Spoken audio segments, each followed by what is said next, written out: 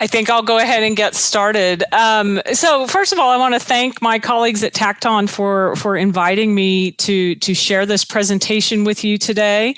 I'm coming to you from the U.S., obviously, perhaps by my accent, and I'm very excited to tell you a little bit about Xylem and why it is so important to us, and why what Madeline was talking about is so important to us. So sometimes I like to tell people that if you turn on your tap, very likely that water touched a Xylem product somewhere on its way to you.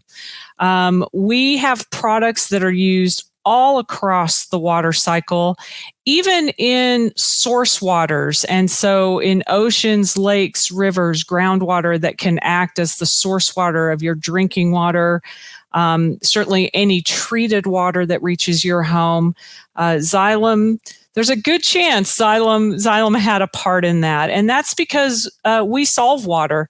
That is our motto. You can see it here on my slide.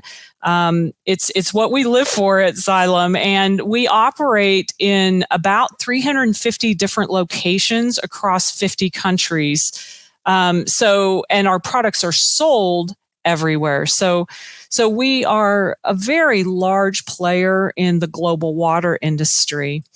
And perhaps you've heard there's this thing called climate change going on, and that is placing enormous stress on today's water supplies. So definitely there is a steady decline in the quality of water that we can use as source waters. And we all realize that there is inefficient infrastructure for delivery, for both treatment and delivery of water, more so in some areas of the world than others. Some of you may have seen me before give a talk on something called a harmful algal bloom.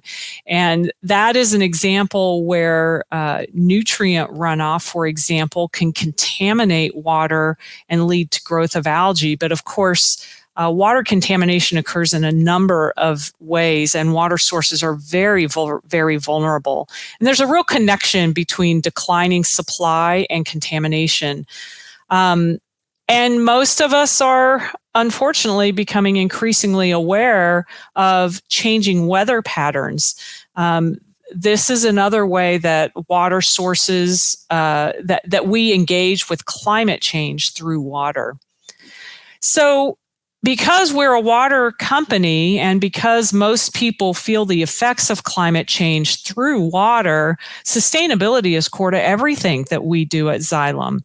Here is how we define sustainability, and we have a very large sustainability program that encompasses a lot of different aspects, everything from DE&I, diversity, equity, and inclusion, to my purview, which is product sustainability. And it's very important to understand that for us, the drivers of this focus on sustainability are really coming from two directions. It is coming from the market and our customers. They are requiring this of us. And it's also coming from our leadership. Our leadership is very dedicated and have created a culture of sustainability here at Xylem. So this is starting to become threaded through all of our processes. We view it as, to be a stable business in the future, you're going to have to be a sustainable business. And just in case you needed to know a little bit more about our credentials on the topic, we are widely recognized as one of the most sustainable companies globally. And we're not just a leader in the water industry when it comes to sustainability, we're a leader in manufacturing when it comes to sustainability. And that has been acknowledged through a number of different venues. So how do you become a sustainable company? I mentioned already we have a very large program, and that an inclusive workplace is one of the aspects of that. We also have a program we're very proud of called our Watermark program. We do a lot of volunteerism, and as employees, we're encouraged to spend company time doing volunteer activities, particularly where we can help people get access to clean water, and where we can educate people about water. I would say those are two areas that we're very active in. So the earthquake in Turkey, for example, we deployed systems to help people get access to clean drinking water in the throes of that aftermath. So we also pay very close attention to our supply chain partners. And Madeline mentioned before that this is something manufacturers are starting to do. We are starting to require our supply chain partners to tell us about their sustainability programs. And it is getting to the point now where on occasion, we make a choice based on sustainability. So cost, of course, matters. But all things being equal, we will always choose the most sustainable partner to work with.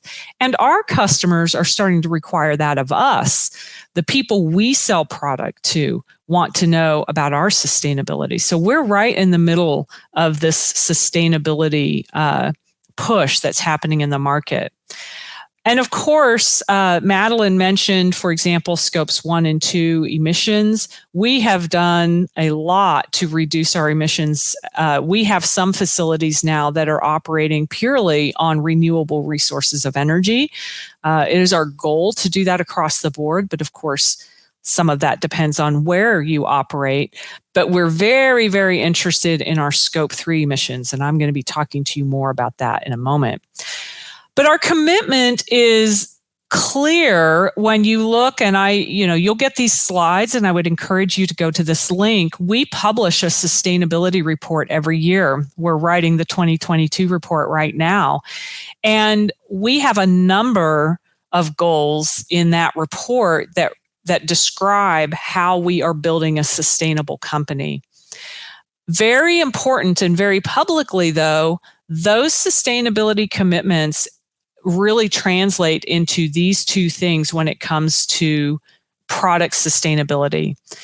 We are trying to reduce our greenhouse gas emissions, and we have committed to science-based targets. If you're familiar with the Science-Based Target Initiative, we are taking steps to help the planet stay below 1.5 degrees C of warming. That requires us, it's funny because when Madeline was showing that graph, she had scope 1 and 2 on one part and scope 3 on the other, and manufacturing was over there on the lower end. Xylem was way over here. We have very aggressive targets for reducing our greenhouse gas emissions across scopes 1, 2, and 3. And it is our intention to be net zero before 2050. But these first two goals here about saving water and preventing polluted water are examples of our product sustainability goals. We have 4 key product sustainability goals, and you can find these in our sustainability report. But in the interest of time, I'm going to go ahead and move on and talk a little bit about reducing water's carbon footprint. Here, what we're talking about is not just reducing Xylem's carbon footprint, but through the use of our products, we want to help our customers reduce their carbon footprints. And that requires that we really design our products to be as sustainable as they possibly can. And that means being able to show customers how different configurations of our products will help them achieve their sustainability goals. So let's look at an example of this, a product of which we are very, very proud, the concertor pump, which is a pump that we've launched just in the last couple of years. It is the world's first smart pump, as the slide says here. And if you look at these examples of value propositions for this product, this 70% energy savings, that's an example of a sustainability goal. That's of high interest to our customers because those energy savings help them reduce their greenhouse gas emissions and also save some money because they're using less energy. So if you were to replace an older pump with the concertor, you have the potential for significant savings of greenhouse gas emissions and energy. And we do these fun little calculations. the savings you would get with an average year's use would save you about the amount you would save if you chopped 36,000 kilometers out of your driving every year. That sounds pretty great. However, as Madeline mentioned, scope 1, 2, and 3 emissions are really you have to look more broadly.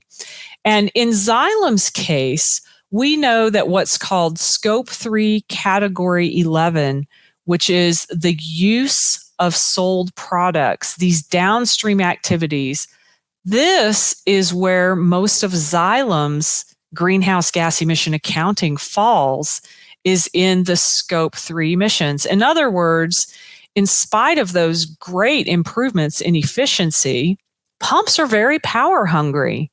And so it's through the use of our products that most of our emissions are put into the world. So that's a real challenge for us, because even though we've done a great job on our scope 1, we've done a great job on our scope 2, and frankly, we've done a great job on a lot of things related to scope 3. But the use of the product by the customer requires a lot of energy. And so that is where we have a big greenhouse gas emission impact. So what does this mean for us when we start dealing with customers and a customer wants to purchase a product from us? So when we are engaging with them, what we are hearing from the market more and more is that customers want complete carbon accounting across the entire life cycle of the product. They say this to us in a number of different ways, but it is the number one request we get. We want to know the carbon footprint of your product. Well, fortunately for us, there is a solution to do that. It's a life cycle assessment, as Martina is going to explain to you. And indeed, we ourselves are trialing the iPoint software right now and evaluating it with the concertor pump. And sure enough, as Martina will show you, it's very, very clear where our biggest carbon impact is from that product. And she's going to show you what that looks like. However, a life cycle analysis is a big undertaking. We're learning it takes weeks to do. Now, that's a vast improvement over how long it used to take. We did life cycle assessments 10 years ago, and it took months and months and months. So iPoint has really helped to automate that process. But we also find that emissions vary a lot for different configurations of our products. And that's something we're learning using iPoint software. So as an example, these are just back of the envelope calculations for concertor pumps. We have a variant called the XPC, and this is the one I was showing you earlier, that over an average years of use, you can reduce your carbon emissions by 9,000 kilograms of CO2 equivalents per year. A different type of pump, a different member of that family, gives you less than half of that. And so the different selections you can make early in the sales cycle really can have a sustainability impact, and our customers want to know about that. So one of the challenges of this is you can't do that many life cycle analyses that fast. And so we really need tools that sort of pare it down to just looking at those use phase emissions. And I'm referring to that here as a modified life cycle analysis. So that's something that we have to onboard. Now, the third challenge for us is customers want this information at the point of sale or earlier. It used to be we would sell the product and then we might hear from the customer months, weeks, years later, and they are telling us, hey, our city council wants to start understanding our emissions. Can you help us with this? That's not the world we're living in anymore at Xylem. Our customers are asking us for environmental impact information, and they want the salesperson to be able to generate that. And that's why those configurators that Madeline was discussing with you are so helpful, and they're definitely something we look forward to exploring at Xylem. But the first step for us is to build our LCA capability. So manufacturers like us, not just in the water industry, but everywhere, are prioritizing sustainability. At Xylem, it's in our DNA. It's part of who we are. But we require that. We're going to start requiring it of any of you who are suppliers, and the people we sell to are requiring that from us as well. The best way to get that environmental impact information is through a life cycle assessment, but that's not necessarily the fastest way. So we have to look at ways to look at just specific stages of the life cycle that we know are most important. And ideally, we can connect that information to a sales quoting tool, a configurator of some sort, to deliver that information to customers at the point of sale. So those are my main points. I thank you for letting me share them with you. And I think now Martina is going to tell us how you can do this. Yeah, and before that, Stephanie, thank you very much for this great talk. And I apologize for a bad introduction. I lost my Wi-Fi, so I really sad about that. But everyone has heard skills that you are sharing. That's fantastic. So I just want to ask you a little bit about the scope 3, because obviously you have a very aggressive plan on scope 3, and this has kind of changed your strategy. Is that correct? That is, can you talk a little bit about what will happen if you are not preparing yourself for this? Oh, absolutely. And that's a really important point, because if you had talked to us even a year ago, our focus was really on a lot of the upstream processes. It was on packaging. And those things are still important to us and still important to our customers. But when we went through the science-based initiative and really looked at the numbers, that is what revealed to us that the use phase, scope 3 category 11, the use phase, is over 96% of our carbon emissions. And so that's completely changed how we look at product sustainability in particular. And now my program is really looking at ways that we can improve that, because that's a big realization for our customers too. And that information is very valuable to them. So our sustainability program now is, and our net zero journey are heavily focused on that.